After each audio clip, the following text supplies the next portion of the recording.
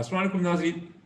आज असां सां हिन नशस्त में डॉक्टर मंसूर यानी would be doctor Mansoor Ali Phulkoto sahab सां गॾु आहे। मंसूर अली फुलकोटो जो वो जेको आहे खैरपुर जे मशहूरु जेको आहे नंढे ॻोठ विसरो वहण सां तालुक़ु रखियो आहे ऐं जेको आहे तक़रीबन 2014 खां वठी हेल ताईं उते पढ़ी रहियो आहे। इन खां अॻु में पाण China university of geo science नो इन खां अॻु में जेको आहे हुननि एम एस कई शान जॉटन यूनिवर्सिटी शान जेको आहे सूबे मां सॉरी शान जॉटन यूनिवर्सिटी शान जेको आहे शहर मां ऐं उन खां पोइ 2017 खां वठी करे ही दोस्त जेको आहे कमु करे रहियो आहे China university of Jio sciences Wuhan में PhD करे रहिया आहिनि। अचो त मंसूर खां पुछूं त उन जा तासुरात कहिड़ा आहिनि, कहिड़े तरीक़े सां हुननि जेको आहे स्कॉलरशिप जी ख़बर कीअं पई, काथे कीअं हंड कई ऐं उन खां पोइ उन कहिड़ा कहिड़ा इशूज़ आहिनि, उन हवाले खां हिकिड़ो मुफ़सिल इंटरव्यू मां सम्झूं त इन जो करे ऐं तव्हां ताईं पुॼाइजे। छो जो अक्सर जेके शागिर्द ईंदा आहिनि मूं वटि ऑफिस में या क्लास में पुछंदा आहिनि सर MBA जा या सां गॾु MS जा या MPhil जा शागिर्द चवंदा आहिनि सर असांखे ॿाहिरि वञिणो आहे त असां कीअं वञूं, कहिड़े तरीक़े सां वञूं ऐं चाइना मां की तव्हां मां मुंहिंजी बि PhD चाइना में आहे त उते चाइना में रही करे तव्हां कीअं जेको आहे स्कॉलरशिप कीअं तव्हां उते महसूसु कयो इन पढ़ाई जे हवाले खां, डिसिप्लिन जे हवाले खां ऐं गुज़र जेको आहे उन खां खाद खुराक जे हवाले खां, छो जो ॿियो मुल्क आहे उते काफ़ी शयूं जेके असां नथा खाई सघूं। उन खां अलावा जेके असांजो कल्चर जे हवाले खां काफ़ी जेके शयूं हुयूं। पोइ मूं सोचियो त हिकिड़ी वीडियो ठाहिजे जंहिंमें जेके उते दोस्त सिंधी त ॿाहिरि जेके असांजा रहनि था उन जी कुझु इंटरव्यू कजे त वधीक बहितरु आहे, छो जो असांजी सकाफ़त सां असांजी सभु शयूं साॻियूं आहिनि त असांखे बि सम्झ में ईंदो ऐं जेके नाज़रीन आहिनि जेके ॾिसंदड़ आहिनि मुंहिंजी हिन वीडियो उनखे बि ॻाल्हि सम्झ में। अचो त मंसूर अली सां मुलाक़ात कयूं था। मंसूर छा हाल आहे, ठीकु आहियो? अल्हम्दुलिल्लाह अल्हम्दुलिल्लाह, तव्हां ख़ुशि आहियो? हाँ, तव्हांजी वॾी महिरबानी। तव्हां काफ़ी क़ीमती टाइम ॾिनो, शायदि तव्हां घणो मसरूफ़ हूंदो PhD मामलनि में ऐं उन खां पोइ बि तव्हां हिन टाइम कढियो आहे असांजे हिन चैनल लाइ बिज़नेस अकेडमी जे लाइ। तव्हांजी तमामु वॾी महिरबानी।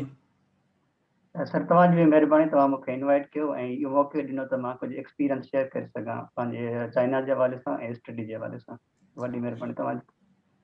मनसूब तव्हां सम्झो था त असांजे जेको आहे सिंध जे ख़ासि ॿाहिरि जे इलाइक़नि में ॿार जेके शागिर्द उनखे एतिरी अवेयरनेस न आहे त हू ॿाहिरि जेको आहे वञी करे कीअं स्कॉलरशिप जे बारे में मालूमात करे उहा स्कॉलरशिप कीअं हंड कनि। इन हवाले खां तव्हां असांखे थोरो इहो ॿुधाए ब्रीफ कयो त सभ खां पहिरियों तव्हांखे कीअं ख़बर पई त भई ॿाहिरि PhD करण जे लाइ चाइना बि आहे, उसकी स्कॉलरशिप कीअं ख़बर पई तव्हांखे? जी सर, असल में मुंहिंजी ख़ुदि जेका बैचलर डिग्री थियल आहे उहा शाह अब्दुल यूनिवर्सिटी मां थियल आहे ऐं उन खां बाद में हिकिड़ो मूंखे शौक़ु हुयो त अॻिते हिकु मास्टर डिग्री जे हवाले सां या हिकिड़ी रिसर्च वर्क जे हवाले सां किथे का सुठी यूनिवर्सिटी या सुठो को मुल्क असां ॾिसी सघूं जंहिंमें असांखे ख़बर पई सघे त रिसेंटली करंट रिसर्च किथे थी रही आहे या उन सां गॾु असांखे किथे फैसिलिटीज़ वधीक मिली सघनि थियूं ताकी फ्यूचर में असीं जेको आहे न पंहिंजे मुल्क जे लाइ पंहिंजी यूनिवर्सिटी जे लाइ उहो अहम किरदारु अदा करे सघूं। त इहो हिकिड़ो मुंहिंजो ड्रीम हुयो जंहिंमें जेको आहे सो मां काफ़ी मुल्क सर्च कया जंहिंमें जेको आहे सो चाइना बि हुया ऐं ॿिया बि यूनिवर्सिटीज़ ऐं ॿियूं मुल्क कंट्रीज़ हुया। त शुरूआत में मुंहिंजो इहो ई ड्रीम हुयो त मां जेको आहे सो ॿिए कंट्रीज़ में ॿियनि हुननि जे रिसर्च जो फ़ाइदो वठी करे असां जेको आहे सो पंहिंजी हिकिड़ी स्किल्स डेवलप कयूं। त हुन में असां सभ खां पहिरीं मां चाइना खे हुन में सिलेक्ट कयो जंहिंमें काफ़ी यूनिवर्सिटीज़ हुयूं जंहिंमें मां ॾिठियूं हुयूं त कहिड़ी यूनिवर्सिटीज़ बेस्ट आहिनि जेके यूनिवर्सिटीज़ जेके सुठी रैंकिंग में बि आहिनि ऐं सुठी जिते रिसर्च थी रही आहे ऐं सुठी हुते फैकल्टीज़ मौजूदु आहिनि। त हुन में बेसिकली मां अॻे में हिते काफ़ी स्टूडेंट मौजूदु हुया, असांजा सिंधी बि हुया। उन सां मां राब्तो कयो त कीअं असां हिकिड़ी दायरा असां हिकिड़ी पोइते पल कंट्री पोइते पल हिकिड़े असां जेको आहे सो आहियूं जंहिंमें असां ज़ाहिर आहे हिकिड़ी फुली फंडेड स्कॉलरशिप जे लाइ असांखे वधीक अपॉर्चुनिटीज़ मिली सघे छो त सेल्फ फाइनेंस ते ज़ाहिर आहे काफ़ी सारा ख़र्चा हूंदा आहिनि। त इहो मां हिकु स्कॉलरशिप हंटिंग जे लाइ मां चाइना खे सभ खां पहिरियों एक्सप्लोर कयो। उन में असां पंहिंजा पहिरियां जेके दोस्त हुया उन्हनि सां राब्तो कयोसीं ऐं उन में अॼु 2014 ऐं 2013 खां अॻे त काफ़ी मुश्किलात थियूं जंहिंमें असांखे हिकु फुली असांखे जेको आहे प्लेटफॉर्म मौजूदु न हुयो। उन खां बाद में हाणे काफ़ी स्टूडेंट आया त हुन में असां उन्हनि सां दोस्तनि सां राब्तो कयो त हुन में असां जेको आहे यूनिवर्सिटीज़ में बेसिकली हुन में जेके आहिनि वेबसाइट्स वग़ैरह उन्हनि खे सर्च कयोसीं त उन में असांखे जेको आहे सो अपॉर्चुनिटीज़ मिली ऐं उनमें डायरेक्ट असां अप्लाई कयोसीं। त काफ़ी सारा हुन में 2014 में मुंहिंजी एनरोलमेंट थी शियान जातुंग यूनिवर्सिटी में मास्टर डिग्री हवाले सां ऐं मां 2014 खां 2017 में मां डबल डिग्री मास्टर डिग्री कई जंहिंमें हिकु मुंहिंजी मैनेजमेंट साइंस हुई ऐं ॿी मुंहिंजी पावर इंजीनियरिंग हुई। त मुंहिंजी 3 सालनि जे अंदरि ही 2 डिग्रियूं थियूं मास्टर डिग्रियूं। उन खां बाद में मां PhD जे लाइ एनरोल थियुसि। त हींअर मां करंटली मैनेजमेंट साइंस में PhD डिग्री करे रहियो आहियां। माशाल्लाह तमामु सुठो तव्हांजो तजुर्बो आहे। तव्हां 3 साल में 2 मास्टर डिग्री वरितियूं आहिनि ऐं इहा ॾाढी ख़ुशी जी ॻाल्हि आहे। अच्छा मंसूर, तव्हांखे जेका ख़बर पई, हिकु त तव्हांखे पंहिंजी कॉन्टेक्ट जे ज़रिए तव्हांखे ख़बर पई कि सिंधी ॿार ॿिया पढ़ी रहिया आहिनि, उनजे ज़रिए छा इन में सोशल मीडिया जो बि को किरदारु आहे? कहीं सोशल मीडिया ते बि जेकी स्कॉलरशिप अचनि थियूं चाइना जे बारे में, कोई अहिड़ो को पेज आहे जिते वञी करे असांखे ख़बर पए त हार चाइना जी स्कॉलरशिप अची रहियूं? मिसाल फेसबुक ते आहे, ट्विटर आहे, या ॿियो जेकी बि सोशल मीडिया प्लेटफॉर्म, किथे का ख़बर पई कहिड़ो पेज हुजे? जी सर, हुन जो पेज हिकिड़ो मेन जेको ऑफिशियल पेज आहे, मां दोस्तनि खे सभिनी खे इहा ई सलाह ॾींदुसि, मशवरो ॾींदुसि त ऑफिशियल पेज जेको चाइना CSE जो स्कॉलरशिप, CSE स्कॉलरशिप असल में चाइनीज़ गवर्नमेंट स्कॉलरशिप नाले सां हिकु बोर्ड ठहियल आहे चाइनीज़ यूनिवर्सिटीज़ जो। उन बोर्ड जे अंदरि तमामु घणी जेको आहे यूनिवर्सिटीज़ मौजूदु आहिनि जेके स्कॉलरशिप ॾींदियूं आहिनि। त जॾहिं बि तव्हां कोई स्टूडेंट न्यू जॾहिं स्कॉलरशिप लाइ सर्च कंदो त उन हिकिड़े ई जेको आहे न लिंक ते वञी करे उतां ई सर्च कंदो। बाक़ी तव्हांखे तमामु घणा ॿिया ग्रुप मिलंदा फेसबुक जा, उन्हनि जा, लेकिन उन में मसइलो इहो आहे त काफ़ी सारा मतिलबु इहे थी सघे थो त उहे एजेंट उन मौजूदु थी सघनि था ऐं ॿिया अहिड़ा मौजूदु थी सघे तव्हांखे उहे जेको आहे पैसनि जी लालच ॾेई करे, पैसनि जी मतिलबु उन में एडमिशन जी लालच ॾेई करे थी सघे थो तव्हांखां जेको आहे न ग़लति तरीक़े सां बि एडमिशन कराइनि, या थी सघे थो उहे तव्हांखां पैसा बि वठनि। त असांजो ई सजेशन आहे त हिकु चाइना गवर्नमेंट स्कॉलरशिप जो जेको मेन ऑफिशियल बोर्ड आहे, उन जी हिकु वेबसाइट आहे जेको आहे न स्टडी इन चाइना जे नाले सां, campuschina.org उन वेबसाइट जो नालो आहे। तव्हां गूगल ते वञी करे जॾहिं स्टूडेंट उहे सर्च कंदा स्टडी इन China.CSE या इहो सर्च कनि, या campuschina.org, इहे 2 गूगल में सर्च कंदा त उन जी ऑफिशियल वेबसाइट आहे। उन ऑफिशियल वेबसाइट में असांखे जेको आहे कंप्लीट डिटेल मिले थी त कहिड़ियूं कहिड़ियूं यूनिवर्सिटीज़ स्कॉलरशिप ऑफर करे रहियूं आहिनि ऐं केतिरियूं यूनिवर्सिटीज़ स्कॉलरशिप जे अंडर अचनि थियूं। छो त चाइना में असां ॾिसूं त तक़रीबन 700-800 अञा हुन खां मथे बि यूनिवर्सिटीज़ आहिनि टोटल, लेकिन सभु यूनिवर्सिटीज़ स्कॉलरशिप ऑफर नथियूं कनि। त उन में जेकी वेबसाइट आहे उन कंप्लीट डिटेल लिखियलु आहे त तक़रीबन 200 खां 250 यूनिवर्सिटीज़ आहिनि जेके स्कॉलरशिप ऑफर कनि थियूं। त उन वेबसाइट ते सिंपल वञी करे असांखे जेको आहे न उन यूनिवर्सिटीज़ खे ई जेको आहे न एक्सेस करिणो आहे ताकी असांखे ख़बर पए त उहे यूनिवर्सिटीज़ स्कॉलरशिप ॾेई रहियूं आहिनि। त इहो बहितरीनु हिकिड़ो जेको आहे न प्लेटफॉर्म चाइना स्कॉलरशिप फॉरन असांखे ॾिनो आहे, ऐं दोस्तनि खे मां इहो सजेस्ट कंदुसि त उन में जेको वेबसाइट आहे उनखे ई फॉलो कनि त बहितरु आहे। ॿिया सारा काफ़ी ग्रुप आहिनि मौजूदु आहिनि फेसबुक ते वॉलंटियर जे हिसाब सां जेके कमु करे रहिया आहिनि, लेकिन बहितरु इहो आहे त उहे जेको आहे न जेको ऑफिशियल एक्सेस आहे उनजे थ्रू ई अचनि त बहितरु आहे। ॾाढी भली ॻाल्हि कई तव्हां, ख़ासि तौर ते एजेंट जो तमामु घणा सरगर्म आहिनि। इवन हिते एंटी सिंध मुख़्तलिफ़ इलाइक़नि में चवंदा भई तव्हां पैसा ॾियो असां तव्हांखे एडमिशन करे ॾींदासीं, एडमिशन उन में जेके स्कॉलरशिप हुजे, त छा इहो बाक़ी थींदो आहे या इहो को धोखो आहे मुकमल, इन खां असांखे परे रहणु घुरिजे? हाँ, इहे काफ़ी थियनि था, काफ़ी जेके आहिनि सरगर्म उहे जेको आहे न मुख़्तलिफ़ धोखा ॾेई करे करनि था, त बहितरु इहा आहे त उन जेको मेन जेको ऑफिशियल प्लेटफॉर्म आहे उते ई जेको आहे न कंप्लीट डिटेल मौजूदु आहे। कंहिं बि क़िस्म जी किथे ॿिए हंधि जेको आहे न कंहिंजे चकर में अचण जी ज़रूरत न आहे, छो त उन में जेको एडमिशन जो प्रोसेस आहे उहो टोटली कॉमेडी जे थ्रू थियणो आहे, ऐं उन में जेको आहे टोटली उन ऑफिशियल जेके हिकु प्रोसेस कंप्लीट आहे एप्लीकेशन सबमिट खां वठी आख़िरी जेको एडमिशन ताईं, उहो हिकिड़ो कंप्लीट प्रोसेस तहत आहे। ताकि बहितरु आहे त उन कंप्लीट प्रोसेस खे ई असां फॉलो करे जेकॾहिं असां अप्लाई कंदासीं त ज़ाहिर आहे असांजा तमामु घणा चांसिस आहिनि त एडमिशन असांजी थी सघे थी। अच्छा, चाइनीज़ गवर्नमेंट स्कॉलरशिप खां अलावा ॿी बि के स्कॉलरशिप्स आहिनि कि ऑटोनॉमस जेके रीजन्स आहिनि उनजी बि स्कॉलरशिप आहे या प्रोविंशियल वाइज बि स्कॉलरशिप्स आहिनि? जी सर, चाइनीज़ गवर्नमेंट स्कॉलरशिप में असल में 2 कैटेगरियूं थियूं अचनि। हिकु आहे यूनिवर्सिटी प्रोग्राम तहत, ॿियो आहे बायोलेटरल जेको आहे तहत। जेको चाइनीज़ यूनिवर्सिटी प्रोग्राम आहे उहा CSE जे अंडर में अचे थो, ऐं उन में जेको आहे सो उन में सभु यूनिवर्सिटीज़ अचनि, जेके यूनिवर्सिटीज़ ऐं मेंशन ऐं सभु कंट्रीज़ अचनि था। हिकु इहो कैटेगरी आहे स्कॉलरशिप जी। ऐं बायोलेटरल आहे उहो पाकिस्तान जे लाइ तक़रीबन न हुजण जे बराबरि आहे, छो त बायोलेटरल जो जेको तरीक़ेकार आहे उहो एम्बेसी जो तरीक़ेकार थींदो आहे, ऐं पाकिस्तान जे अंदरि उहे जेको आहे न चाइनीज़ एम्बेसी जेका आहे उहा एक्सेप्ट नथी करे डायरेक्ट एप्लीकेशन। त असां जेको पाकिस्तान जे लाइ जेका अपॉर्चुनिटीज़ आहे उहा direct CSE scholarship university program तहत असांखे अप्लाई करिणो आहे। हिकु कैटेगरी आहे। ऐं नंबर ॿी कैटेगरी आहे प्रोविंशियल स्कॉलरशिप ऐं यूनिवर्सिटी स्कॉलरशिप। प्रोविंशियल में for suppose Shanghai government scholarship आहे, चॉन्गचिंग यूनिवर्सिटी स्कॉलरशिप आहे, इहे प्रोविंशियल में अचनि थियूं। उनजी बि कैटेगरी डिफरेंट आहे। त इहा हिकु CSE जी अलॻि कैटेगरी आहे, प्रोविंशियल जी अलॻि कैटेगरी आहे, ऐं हुन सां गॾु गॾु यूनिवर्सिटी स्कॉलरशिप बि आहिनि। ऐं उनजो ज़ाहिर आहे थोरो स्टाइपेंड जो फ़र्क़ु थिए थो, लेकिन उनजी बि हिक कैटेगरी आहे त स्टूडेंट सीएससी स्कॉलरशिप में अप्लाई करे सघनि था, प्रोविंशियल में बि अप्लाई करे सघनि था ऐं यूनिवर्सिटी स्कॉलरशिप में अप्लाई करे सघनि था। सही तव्हां स्टेप जी ॻाल्हि कई त मुंहिंजे ख़्याल में हिन वक़्तु जेको आहे उहो PhD वारनि खे 300 वारनि खे 3500 वारनि खे ॾेई रहिया आहिनि ऐं MS या MPhil वारनि खे 3000 RMB। त छा इहो माना हिन मां गुज़ारो थी थो वञे जेकॾहिं माण्हू सही तरीक़े सां रहे, मुनासिब तरीक़े सां रहे त? जी, जी सर, इहो 3500 स्कॉलरशिप जेके स्टाइपेंड पर मंथ मिले थो, उहो मोर देन इनफ आहे। बस कुछ सिटीज़ आहिनि, शंघाई आहे, ग्वांचो आहे, उनमें इवन उहे तमामु घणा डेवलप आहिनि, उनमें थोरी घणी एज़ जेको आहे सो जहिड़ी सिटीज़ डेवलप आहिनि, मेट्रोपॉलिटन सिटीज़ आहिनि, इवन उते बि तमामु घणो इनफ आहे। त इहे पैसा तमामु घणा इनफ आहिनि ऐं आराम सां हिते लाइफ जेको आहे गुज़ारे सघूं था।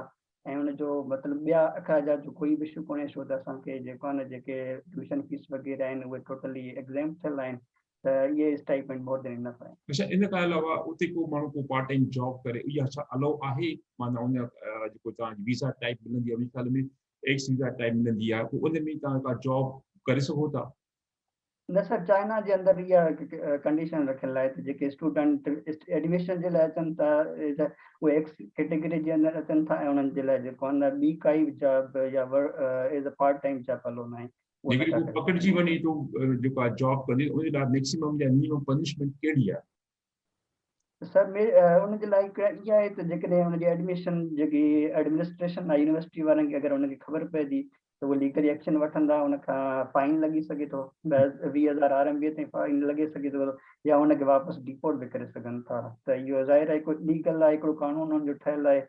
त उन त जेको आहे एडमिशन जेके अचनि था स्टूडेंट्स खे यूनिवर्सिटीज़ में, त उन्हनि जे लाइ इहो जाइज़ न आहे त उहो जेको आहे न जॉब करे सघनि, उन्हनि लाइ अच्छा सिर्फ़ु मंसूर, स्टडी हाणे असां लीगल अचूं आहे। था थोरो पाकिस्तान में, मां साल हिते मूंखे अप्लाई करिणो आहे, त हाणे ज़ाहिर डॉक्यूमेंट्स उहे मां नोटराइज़ करायां, उनजो हिकिड़ो तरीक़ो आहे, ऐं किथां नोटराइज़ थी वेंदा पाकिस्तान में? छो जॾहिं मां अप्लाई कयां पोइ 2014 में त मूं जेको आहे कराची सिविल कोर्ट मां करायो आहे नोटराइज़, त हुते तव्हां कीअं कराया नोटराइज़ेशन हूंदी जेको आहे?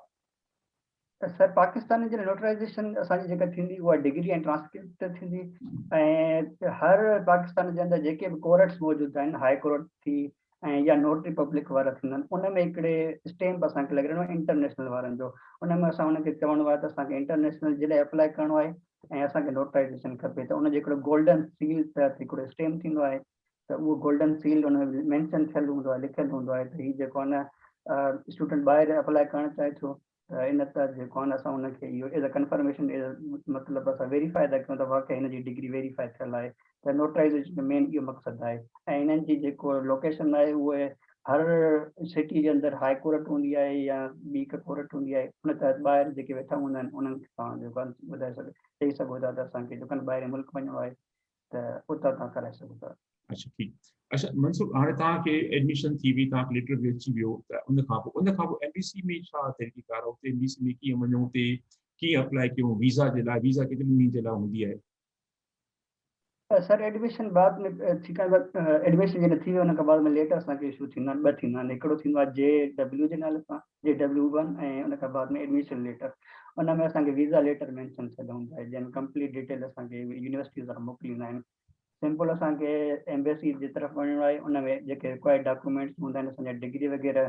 पहिरियों त जेके प्रोसेस हुयो उन में असांजी जेको आहे HEC खां वेरिफिकेशन जो लाज़मी न हुयो, लेकिन रिसेंटली 2-3 साल थिया आहिनि जंहिंमें इहो लाज़मी करार ॾिनो अथऊं त असांजा डॉक्यूमेंट्स जेके वीज़ा जे टाइम जेॾी महिल असां अप्लाई कंदासीं उन महिल लाज़मी असांखे जेको आहे HEC खां वेरीफाई थियल हुजनि, ऐं उन खां बाद में मिनिस्ट्री ऑफ फॉरेन अफेयर्स खां जेको आहे वेरीफाई थियल हुजनि। त इहो हिकिड़ो सिंपल प्रोसेस आहे जंहिंमें असांजो मेडिकल फॉर्म बि लॻंदो, उन खां अलॻि पुलिस क्लीयरेंस सर्टिफिकेट बि लॻंदो। पुलिस क्लीयरेंस, मेडिकल फॉर्म ऐं असांजा जेके डॉक्यूमेंट्स आहिनि जेके वेरीफाई थियल हुजनि HEC खां ऐं फॉरेन अफेयर्स खां, त अच्छा, इहे HEC मेन खां जेको हिकु प्रोसेस। अटेस्टेशन जी टिकलियूं लॻंदियूं आहिनि, जी जी सर, उहा उहे बि असांखे तव्हां लॻाइणियूं ॻाल्हि। आहिनि। अच्छा, उन जी खां पोइ जेके असांखे मेडिकल असां कराए ईंदा आहियूं, जेको आहे हिकिड़ो जीअं असां वटि सरकारी अस्पताल में थींदो आहे, इहो मेडिकल ठीकु आहे, या असांखे अगरि सां मां कराइनि उहो उते एक्सेप्ट मिलंदो, या उते वरी ॿीहर असां हिते बि ख़र्चु करे उते बि ख़र्चु कयूं? न न न, कंहिं बि स्टूडेंट खे कंहिं हाई मतिलबु कंहिं वॾी कंहिं अस्पताल में वञण जी ज़रूरत न आहे का। सिंपल असांखे जेके मेडिकल ऑफिसर थींदा आहिनि उन खां ई काफ़ी आहे, उहे स्टैम्प उतां लॻाइनि। उन खां बाद में जेको फिज़िकल फॉर्म जेको हिकु फॉर्मेट ॾिनल आहे यूनिवर्सिटी जी तरफ़ां उनखे फॉलो करे सिंपल जेको फिज़िकल फॉर्म हूंदो आहे उन में इंफॉर्मेशन फर्स्ट पेज ते असांखे पर्सनल इंफॉर्मेशन हूंदी आहे, मुंहिंजो नालो छा आहे, पासपोर्ट वग़ैरह छा आहे, ऐं हेठां जो असांजी जेको आहे पर्सनल जेके मतिलबु असांजी आई कॉन्टेक्ट में असां पंहिंजी पर्सनल जेके शयूं आहिनि असां जूं, त असां फिट केतिरो आहियूं, उन असांजी जेको आहे कैटेगरीअ में डॉक्टर असांखे वेरीफाई करे ॾींदो आहे। ऐं हुन नेक्स्ट पेज जेको ॿियो पेज आहे, उन में असांखे टेस्टियूं जेके थियनि थियूं, ब्लड टेस्ट वग़ैरह आहे, ECG एक्सरे वग़ैरह आहे, उन सां रिलेटेड इंफॉर्मेशन हूंदी आहे असांजे मेडिकल में। त उहो मेडिकल सिंपली असां कंहिं मेडिकल ऑफिसर जेको बि हुजे उन सां असां कराए सघूं था, ऐं उन सां कुझु टेस्टियूं कुझु जेकॾहिं कुझु यूनिवर्सिटीज़ रिक्वायर कनि थियूं त उहे बि असांखे सबमिट कराइणियूं आहिनि। त उन में कंहिं वॾी कंहिं यूनिवर्सिटी वॾी कंहिं हॉस्पिटल में वञण जी ज़रूरत कोन्हे का, एतिरो ख़र्चु करण जी ज़रूरत कोन्हे का। तमामु सभु जेके बि तक़रीबन यूनिवर्सिटीज़ आहिनि उहे एक्सेप्ट कनि थियूं त जेके मतिलबु मेडिकल ऑफिसर आहे उहे उन खां भले हुजे, कोई मसइलो न थींदो। अच्छा ठीक है। हाणे चाइना में जेको असां वीज़ा बि लॻी वई सभु कुझु, हाणे चाइना में अचण जे लाइ कहिड़ी कहिड़ी शयूं असां वठूं, जेकी उमूमी शयूं आहिनि, कहिड़ी शयूं की सस्तियूं आहिनि, कहिड़ी शयूं त महांगी जेकी हिते माण्हू वठी हले, इन हवाले खां का रहनुमाई कयो तव्हां असांजी। सर इन हवाले सां जेके मेन असां शुरूआत में असां अचूं था त ज़ाहिर आहे जेकॾहिं असांखे एतिरा पैसा कोन्हनि की जॾहिं चाइना में अचूं था, ज़ाहिर आहे हितां जी करंसी थोरी वधीक आहे, तक़रीबन 23 पॉइंट हले थी, त ज़ाहिर आहे असांखे हितां वधीक पहिरियों शयूं वठंदा त महांगी पवंदियूं, त बहितर आहे असांखे जेके शुरूआत में पहिरियां 2 महीना गुज़ारींदासीं जेसिताईं असांजो स्टाइपेंड शुरू थींदो। इन लाइ बहितर आहे त असां जेको आहे कोई अहिड़ो अरेंजमेंट पंहिंजो पहिरियों पाकिस्तान खां कयूं अचूं, फॉर सपोज पैंट शर्ट वग़ैरह वठी अचूं, मेन असांजी ड्रेसिंग वग़ैरह आहे उहे शयूं आहिनि। अगरि खाधनि जे हवाले सां ज़ाहिर आहे हितां जा खाधा डिफरेंट आहिनि, त उनजे लाइ असां कुझु मसाला वग़ैरह उहे खणी अचूं। त इहे बेसिक शयूं आहिनि जेके असांखे पहिरियां जेको 2-3 महीननि जे लाइ असांखे बहितर आहे त उनजो सामान मौजूदु हुजे। उन खां बाद में असांजो 1-2 महीने खां बाद में जॾहिं स्टाइपेंड हिते शुरू थिए थो, त उन खां बाद में असां हिते जेको आहे पंहिंजी परचेज शॉपिंग जेका बि आहे उहा करे सघूं था। पोइ उनजो रेट्स वग़ैरह ओतिरो खे वधीक तरह के फ्लैक्चुएट न कोन्हनि के, त पोइ उन खां बाद में असां हिते जेको आहे अरेंजमेंट करे सघूं था। त असांखे पहिरियनि 1-2 महीननि जे लाइ बहितर आहे त हिकिड़ो अरेंजमेंट करणु घुरिजे, जेके असांजूं पर्सनल शयूं आहिनि शॉपिंग जे हवाले सां, या जेके ॿियूं कुझु आहिनि उहे असांखे पहिरियों अरेंजमेंट करणो हुजे 1-2 महीननि जे लाइ, उन खां बाद में असां जेको आहे हिते असां एडजस्ट थी सघूं था। अच्छा ठीक। अच्छा हाणे इहो ॿुधायो त तव्हां जेको उते पुॼी वियासीं त उते चाइना में एयरपोर्ट ते को असांखे रिसीव करणु ईंदो, या असां परेशान अलाए कीअं वञूं, काॾे वञूं, कीअं थिए? इहो चाइना जे अंदरि हिकिड़ो काफ़ी मसइलो रहियो आहे। जॾहिं शुरूआत में माण्हू अचे थो त कम्युनिकेशन वाक़ई हिकिड़ो गैप आहे, छो त चाइना हिकु अहिड़ो कंट्री आहे जंहिंमें तव्हां ॾिसंदो त उन में एज़ अगरि उनखे इंग्लिश अचे बि अथी त उहे मतिलबु एज़ो हेजिटेट थियनि था, उहे मतिलबु कम्युनिकेट कोन था कनि। त शुरूआत में बहितर आहे त असां वटि एप्लीकेशन इंस्टॉल थियल हुजनि, जीअं असांजो वीचैट एप्लीकेशन आहे चाइना जी, उहा इंस्टॉल थियल हुजे। असां गॾोगॾु जेके असांजा ज़ाहिर आहे अॼुकल्ह त माना तमामु घणा दोस्त हिते थी चुका आहिनि जेके जंहिं सां असांजो राब्तो थी सघे थो, ऐं उन में असां पहिरियों उन्हनि सां बहितर आहे त उन सां राब्तो कयूं त असां हिन फ्लाइट में अची रहिया आहियूं, असांजे लाइ उन खां अॻिते जेको आहे कीअं वञी सघूं था। त हिकिड़ो पहिरियों असांजो रूट डिफाइन थियल हुजे त असां जॾहिं एयरपोर्ट ते पहुचंदासीं त केरु असांखे रिसीव करे सघे थो, अगरि नथो करे सघे ज़ाहिर आहे त कुझु छोकिरा बिज़ी हूंदा आहिनि या कुझु छोकिरनि खे ख़बर न हूंदी आहे त केरु छोकिरो अची रहियो आहे पाकिस्तान खां, त ज़ाहिर आहे हुन में डिफिकल्टी थी सघे थी, ऐं एयरपोर्ट ते कुझु मसइलो थी सघे थो ताकी मतिलबु कीअं असां यूनिवर्सिटी जी तरफ़ वञूं। त इन में बहितर इहो आहे त असां कुझु एप्लीकेशन में इंस्टॉल थियल हुजनि, ऐं हुन सां गॾोगॾु जेके ऑलरेडी स्टूडेंट मौजूदु आहिनि चाइना में उन्हनि सां बहितर आहे त राब्ते में अचूं ताकी असांखे जेको आहे न अगरि एयरपोर्ट ते पहुचूं त कंहिं मुंझारे जो शिकार न थियूं। त इहे कुझु इंटरनेशनल शयूं असांखे ऑफिस जेका पहिरियों हूंदी आहे उनजो बि को किरदारु हूंदो आहे, जीअं यूनिवर्सिटी में तव्हां वञो था, हर यूनिवर्सिटी में इंटरनेशनल ऑफिस हूंदी आहे, जेके असां बर वक़्त में इतला ॾियूं त उहे बि मोकिलींदा आहिनि को माण्हू रिसीव करण जे लाइ तव्हांखे यूनिवर्सिटी जी तरफ़ां? सर उहे कुझु यूनिवर्सिटीज़ जीअं आहे पॉलिसीज़ त उहे जेको आहे जॾहिं वीज़ा जो नोटिस मेंशन थियल हूंदो आहे त पर्टिकुलर उन डेट्स जे अंदरि कुझु यूनिवर्सिटीज़ आहिनि जेके जेको आहे न एयरपोर्ट खां स्टूडेंट खे रिसीव कनि थियूं, लेकिन उहे सभई यूनिवर्सिटीज़ नथियूं कनि। उन में कुझु यूनिवर्सिटीज़ आहिनि कुझु कनि थियूं कुझु नथियूं कनि, त उहो डिपेंड थो करे त जीअं यूनिवर्सिटी में एडमिशन थिए थी त छा उहा उन यूनिवर्सिटीअ जी एडमिनिस्ट्रेशन असांखे रिसीव करण जे लाइ अचे थी या नथी अचे। त यूनिवर्सिटीज़ में अचे थी, ऐं पाण खे बि असांखे कोशिशि करणी आहे त छो त इंटरनेशनल इन्वायरमेंट आहे जेको अहिड़ो इशू कोन्हे कि असांखे परेशान थियण जी ॻाल्हि न आहे, त पर असांखे पहिरियों हिकु बंदोबस्तु थियल हुजे त असां कीअं असां फाइनल डेस्टिनेशन में पहुची सघूं था। अच्छा उते डॉर्मेटरी वग़ैरह आहिनि, उते रहाइश वग़ैरह खाधे पीते जे हवाले खां पोइ मुस्लिम कैंटीन वग़ैरह या कुझु खाधो पातो माण्हू पाण करे सघे थो, अहिड़ा अरेंजमेंट आहिनि? जी सर, हर यूनिवर्सिटीज़ जे अंदरि हिकु डॉर्मेटरी आहे जंहिंखे हॉस्टल बि चऊं था। उन हॉस्टल जे अंदरि जेको आहे हिकु किचन बि मौजूदु हूंदो आहे, जेको कॉमन किचन हूंदो आहे जंहिंमें हर स्टूडेंट जेको आहे न पंहिंजी पंहिंजी मर्ज़ी मुताबिक़ कुकिंग करे सघे थो। ऐं हुन सां गॾोगॾु हर यूनिवर्सिटी जे अंदरि हिकु मुस्लिम कैंटीन बि मौजूदु आहे। जेके स्टूडेंट चाहिनि था त ख़ुदि कुकिंग कनि उहे पाण कुकिंग करे सघनि था, ऐं जेके कैंटीन खे प्रिफर कनि था त उहे कैंटीन में वञनि था। कैंटीन में ज़ाहिर आहे त चाइना में असां रहूं था त उन्हनि जी टेस्ट ऐं हुननि जे खाधनि जो जेको कल्चर आहे उहो ज़ाहिर आहे चाइना जे मुताबिक़ हूंदो। असांखे ज़ाहिर हिन माहौल में आहियूं त उन जे मुताबिक़ एडजस्ट थियणो पवंदो। त कैंटीन जी सहूलियत मौजूदु आहे जंहिंमें मुस्लिम खाना इज़ीली अवेलेबल आहिनि, ऐं अगरि कोई कुकिंग पाण करे थो हॉस्टल जे अंदरि त उहे बि आराम सां पंहिंजो करे सघनि था। अच्छा, उते पीएचडी जो जोरानियो केतिरो आहे, केतिरो यानी माना घटि में घटि ऐं वधि में वधि केतिरो जोरानियो आहे, पीरियड आहे पीएचडी में तव्हांखे पूरी करणी आहे? सर पीएचडी जेको दौरान आहे उहो इंग्लिश स्टार्ट प्रोग्राम तक़रीबन यूनिवर्सिटी जो 3 इयर्स कयो अथनि, ऐं जेको चाइनीज़ स्टार्ट चाइनीज़ लैंग्वेज में अचनि था उनजो 5 इयर्स आहे घटि में घटि। छो त फर्स्ट ईयर हुनजो लैंग्वेज में काउंट थो थिए, बक़ाया 4 इयर्स मेजर फील्ड ते काउंट थियनि था।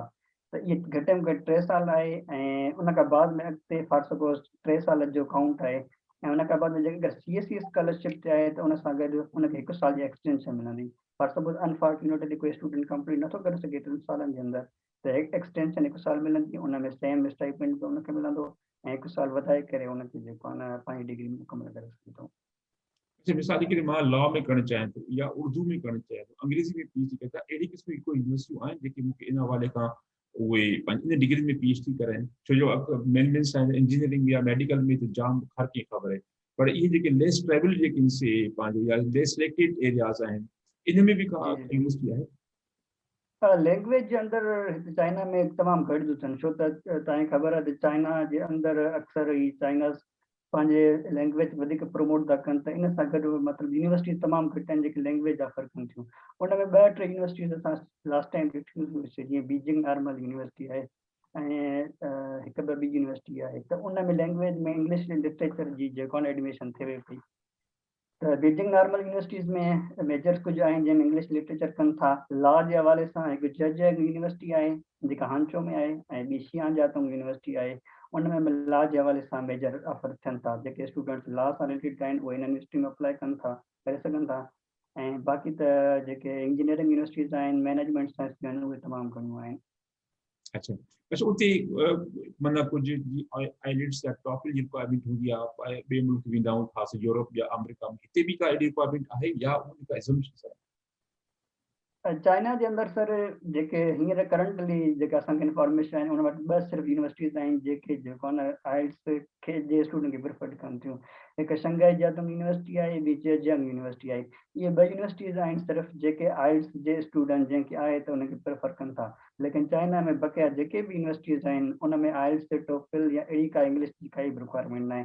सिंपल इंग्लिश लैंग्वेज सर्टिफिकेट जेके असां मतिलबु फॉर सपोज बैचलर डिग्री आहे, मास्टर डिग्री में जिते असां इंग्लिश पढ़ी रहिया आहियूं, उन में ज़ाहिर आहे असांजी यूनिवर्सिटी में हिकु डिपार्टमेंट हूंदो आहे, उन सां उनखे असां जेको आहे न चई करे हिकु लेटर इशू कराए सघूं था इंग्लिश प्रोफिशिएंसी। उन में सिर्फ़ु इहो मेंशन थियलु हूंदो आहे त असांजी जेका बैचलर या मास्टर डिग्री जा कोर्सिस या असांजो जेको आहे so language mean of instruction हुयो उहो इंग्लिश में हुयो।